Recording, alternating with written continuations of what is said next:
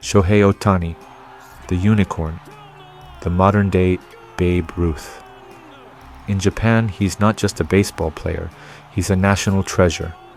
Every time he swings his bat, the entire country seems to hold its breath.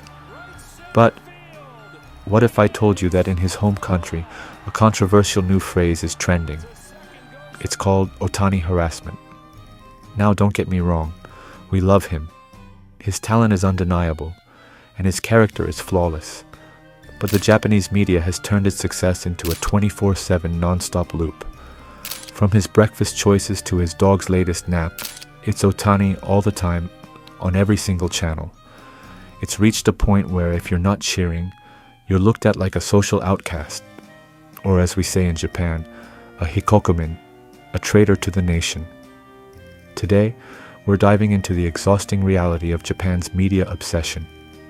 Why is the most loved man in the country becoming a source of stress for some? And why does baseball always get a free pass while other sports, like soccer, are left in the shadows? Let's talk about the side of the Ohtani craze the world doesn't see. Ohtani is more than an athlete.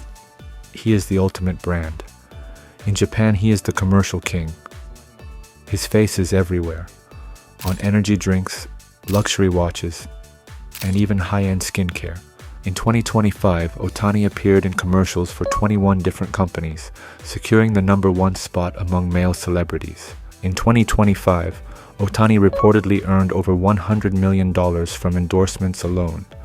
That puts him ahead of global icons like LeBron James and Lionel Messi. A country that values modesty and hard work, he is the perfect role model. That's the light.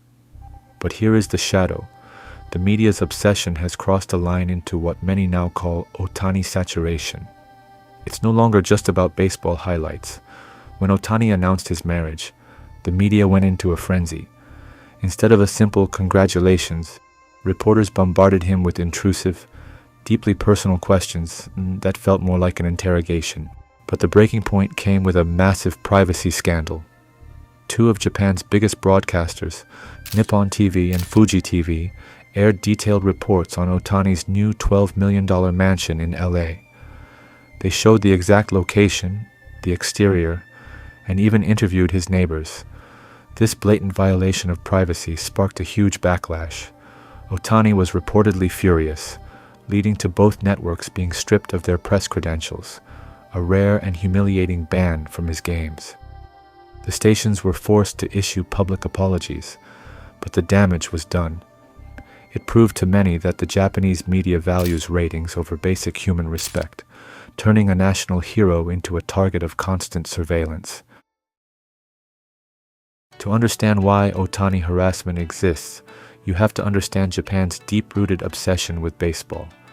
This isn't a new phenomenon. For decades, Japanese players in the MLB haven't just been athletes. They've been treated like diplomatic ambassadors. In the early 2000s, it was Ichiro Suzuki and Hideki Matsui. Every single morning, the news would lead with their hits and home runs. For the older generation in Japan, baseball is more than a sport. It's a common language. And here lies the structural problem. The primary audience for traditional Japanese TV is the elderly. They grew up during the golden age of Japanese baseball, and for TV networks, Ohtani is a ratings goldmine. If they show Ohtani, the numbers go up.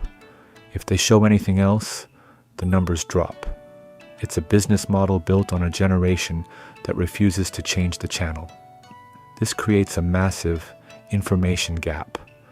While Japanese stars like Kaoru Mitoma or Takefusa Kubo are making history in the English Premier League or La Liga, their highlights are often relegated to a 30-second clip at the very end of the sports segment. In Japan, soccer only becomes a national event during the World Cup. Once the tournament ends, the media spotlight immediately swings back to baseball. For many sports fans in Japan, the Ohtani First policy feels like a forced diet, a constant stream of baseball news that leaves no room for anything else. So why exactly did we start using a word as strong as harassment? It comes down to a simple psychological reality: oversaturation. Imagine your favorite meal. Let's say a perfect Wagyu steak. It's incredible, right? But what if you were forced to eat it for breakfast, lunch, and dinner every single day for years? Eventually, the mere sight of it would make you feel sick. That is the state of the Japanese media today. But there's a deeper, more cynical reason: lazy journalism. TV producers have found a cheat code for ratings. Instead of doing the hard work of investigating complex social issues or uncovering new stories, they take the easy route.